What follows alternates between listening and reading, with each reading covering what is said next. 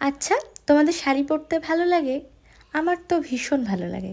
বিয়ের আগে না আরও বেশি ভালো লাগতো। বিয়ের পরেও ভালো লাগতো না এমনটা নয়, কিন্তু এই রোজ শাড়ি পরার ব্যাপারটা আমার ঠিক ভালো লাগে না। কিন্তু শ্বশুরবাড়ি আসলে শাড়ি পরি এমনটাও নয়, কিন্তু কিছুদিন আগে যখন শ্বশুরবাড়ি গেছিলাম মনে হচ্ছিল যে একটু শাড়ি পরি, মানে একটু বউ বউ সাজি আর কি। প্রথম প্রথম আমার ভালো লাগতো শাড়ি পরতে, পরেও ছিলাম কিছুদিন।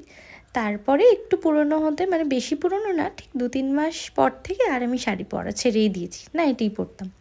তো হঠাৎ সেদিন মনে হলো যে চলো শাড়ি পরাই যাক। নর্মালি বাড়িতে কোনো প্রোগ্রাম হলে, কোনো পুজো অনুষ্ঠান হলে আমি শাড়ি পরি, শাড়ি পরতে যেহেতু ভালোবাসি। তো তারপর আমাকে হঠাৎ করে ঠাম্মা একটা কাজ দিয়ে দিল যে মন্দিরের ওখানে অনেকগুলো পিঁড়িতে ঠাম্মা রং করে রেখেছে, আমাকে সেগুলোর ওপর ডিজাইন করতে হবে। তো চলো, যেমন কথা তেমন কাজ।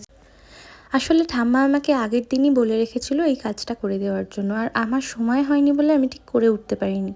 না, খুব যে কাজ করি এমন নয়, আমাকে খুব একটা কাজ করতে হয় না শ্বশুরবাড়িতে, আর রান্নার দিকটা তো যেতেই হয় না। তো যাই হোক, ওইগুলো নিয়ে অন্য একদিন ভিডিও বানাবো। আজকে চলো এইটা নিয়ে কথা বলি। তো এই যে রঙের কৌটোগুলো দেখছো, এগুলো রং দিয়েই আঁকতে বলেছিল আমাকে ঠাম্মা। আসলে আমি রং দিয়ে খুব একটা কাজ করতে পারদর্শী নই। এমন না যে আমি একেবারে ফেব্রিকে খুব পারদর্শী, মানে যতটা আমি পারি আমার বেস্টটা দেওয়ারই চেষ্টা করি। তো এই যে আমি আমার কাজে লেগে পড়লাম। জানি না কেমন হয়েছে, তোমরা নিশ্চয়ই কমেন্টে জানাবে কেমন হয়েছে। তাহলে আমি আরও অ্যাপ্রিসিয়েট হব, আরও ভালো ভালো কাজ করতে ইচ্ছা করবে।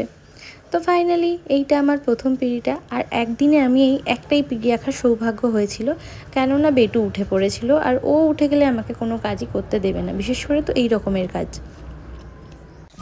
প্রথম যে ডিজাইনটা আমি করলাম তোমরা দেখতে পেলে, ওটা কিন্তু আমি ফেব্রিক দিয়েই করেছি। আর এই যে সেকেন্ড যে পিঁড়িগুলো দেখতে পাচ্ছ, ওটা কিন্তু আমার সেকেন্ড দিনের কাজ ছিল, আর এইগুলো আমি রং দিয়েই করেছি। জানি না কেমন হয়েছে, কতটা ফিনিশিং আনতে পেরেছি, তোমরা কমেন্টে জানিও কিন্তু অবশ্যই কেমন হয়েছে।